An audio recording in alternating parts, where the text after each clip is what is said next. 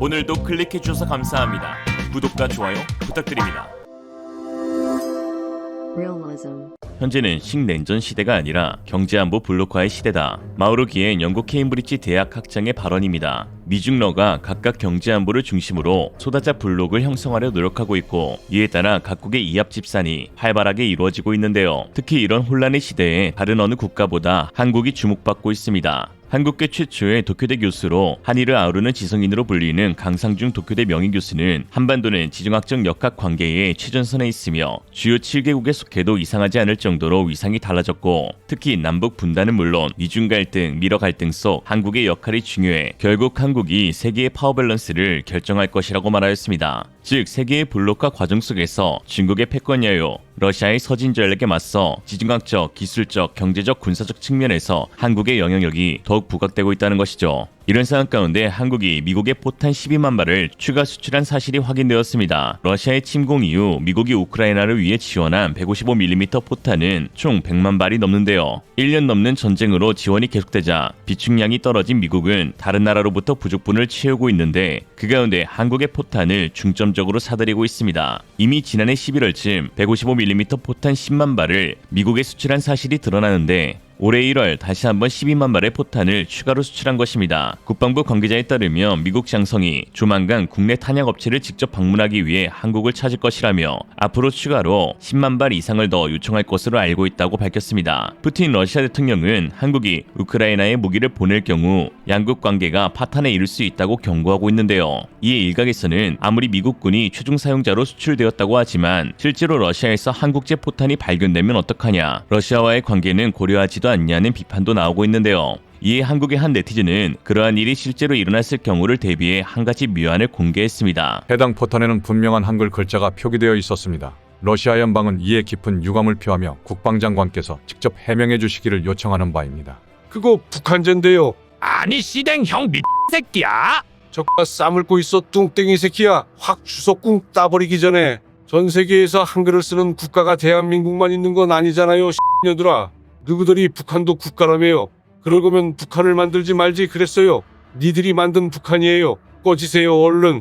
집에 가자. 현재 우크라이나에는 155mm 야포 수량 대비 포탄의 재고가 극심한 상황입니다. 호세프 보렐 EU 외교안보 대표는 러시아가 하루에 포탄 6만 발을 발사하고 있는 상황에서 지금의 EU 지원 방식으로는 우크라이나에 필요한 탄약을 모두 조달하는데 4년 이상 걸릴 것이라 말하기도 하였는데요. 유럽 최대 포탄 생산업체 라인메탈의 CEO인 아르민 파포거에 따르면 우크라이나 전쟁이 한창 극에 달한 2020년 당시에도 라인메탈 포탄 연 생산량은 총 6만 발, 즉 매월 5천 발밖에 생산하지 못했다고 밝혔습니다. 현재 전 세계에서 포탄을 최대 수량으로 또 빠른 속도로 생산할 수 있는 국가는 대한민국이 유일한 상황이며, 특히 대한민국의 포탄 생산 업체 풍산의 최대 캐파는 연간 50만 개로 알려져 있는데, 최근 수요가 급증함에 따라 부산 공장 내 첨단화 장비를 구축하여 그 생산 속도를 대폭 늘리고 있습니다. 앞서 젤렌스키 우크라이나 대통령은 지난 24일 기자회견에서 한국산 무기가 지원된다면 긍정적일 것이라며 이 훌륭한 나라에 관해 다른 나라들과 의논 중인 세부 사항들이 있고, 이를 통해 우크라이나를 지원할 기회를 찾을 수 있길 바란다고 말하였습니다. 전하규 국방부 대변인은 27일 정례 브리핑에서 한국은 우크라이나 재건을 포함해서 인도적 차원의 지원을 적극적으로 추진하고 있다면서, 그러나 우크라이나의 살상 무기를 지원하지 않는다는 정부 방침에는 변함이 없다고 기존 방침을 재확인하였습니다. 즉 한국은 미국과 EU가 우크라이나 지원을 통해 야기된 각국의 부족 수량을 채워줄 수 있는 유일한 대안으로 막대한 수혜를 입고 있는 상황인데요. 미국의 대표적인 보수 싱크탱크인 미국 기업 연구소의 블레이크 헤르징거 연구원은 외교 전문지 포린 폴리시에 쓴 기고문에서 우크라이나 무기 지원을 둘러싸고 독일이 자초한 논란으로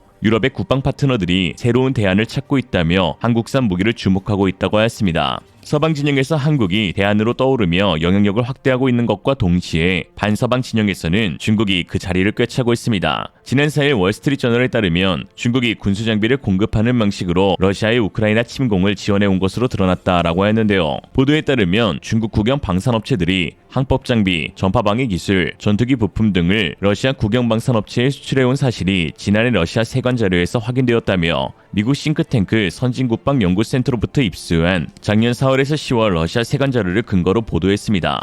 현재 세계는 같은 가치를 공유하는 국가들끼리 지역별 협력기구를 만들어 공동보조를 취하는 지역주의 현상, 블록화를 실현하고 있습니다. 이전에는 경제에만 국한되어 있었지만 중국의 패권주의 그리고 러시아의 서진 정책과 맞물려 안보에도 블록화가 거세게 진행 중에 있는데요. 이에 지리적, 경제적으로 러시아와 중국과 긴밀한 관계를 유지하고 있던 유일한 서방 진영이 한국인지라 세계의 제구도 형성의 키를 한국이 쥐고 있다고 해도 과언이 아닙니다. 특히 미국 바이든 대통령이 반도체, 배터리, 원전, 방산을 패권 유지를 위한 핵심 분야로 선정하였고 이 네 가지 모든 분야의 압도적인 기술력을 갖고 있는 국가는 바로 한국인데요. 특히 미중 간 가장 치열한 전쟁으로 꼽히는 것이 반도체 패권 전쟁이고 이에 한국의 중요성은 더욱 커지고 있는 상황입니다. 특히 지난 27일 충격적인 소식도 전해졌습니다. 해외 매체 NL타임스에 따르면 네덜란드 NXP와 페스페리아 등 반도체 업계가 생산한 수백만 개의 칩이 중국을 통해 우회적으로 러시아에 보급되었다고 보도하였습니다.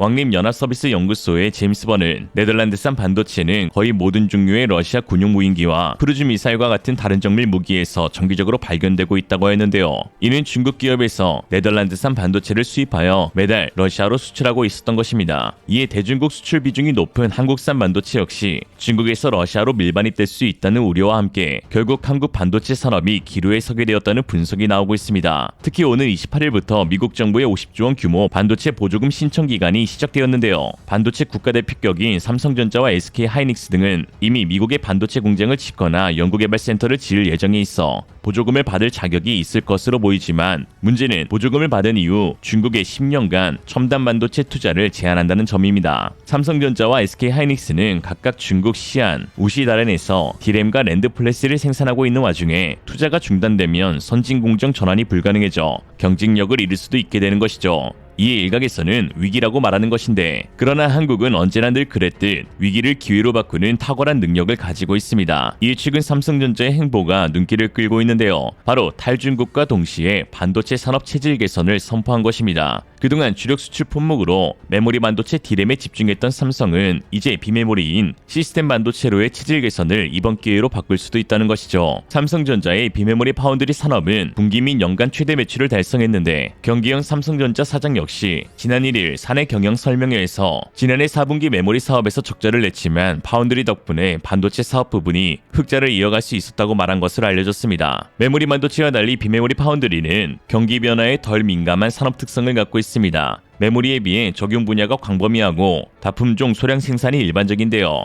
아울러 고객사와 장기간에 걸친 계약을 맺고 제품을 제조한다는 측면에서 경기 변동에 대한 직접적인 영향을 받지 않습니다. 이제 세계 반도체 시장의 중심축은 비메모리 반도체로 편성되고 있죠. 이미 세계 전체 반도체 매출 규모의 60%를 차지하는 만큼 한국 반도체 산업은 반드시 메모리 편중 구조에서 벗어나야만 안정적인 매출 신장을 이뤄낼 수 있고 앞으로도 지속적으로 반도체 강국으로의 입지를 구축할 수 있습니다. 일각에서는 한국 기업에 대한 미국의 압박을 이중고라고 표현하지만 생각을 달리하면 사실상 일석이조가 될 수 있는데요. 중국 의존도를 줄여나가 서방과 더 큰 협력을 도모할 수 있고 중국 내 메모리 반도체 투자 중단으로 이제 본격적인 비메모리 시스템으로의 변화를 가져갈 수 있기 때문입니다. 사실 비메모리 반도체에서는 대만 TSMC가 전 세계 대부분의 점유율을 차지하고 있지만 미국과 EU 등 서방 진영은 부득불 대만산 반도체를 쓰는 것일 뿐 한국의 비메모리 첨단 반도체가 경쟁력을 갖게 된다면 TSMC는 급속도로 시장을 내줄 수밖에 없습니다. 이는 바로 TSMC에겐 중국에 대한 큰 리스크가 있기 때문이죠.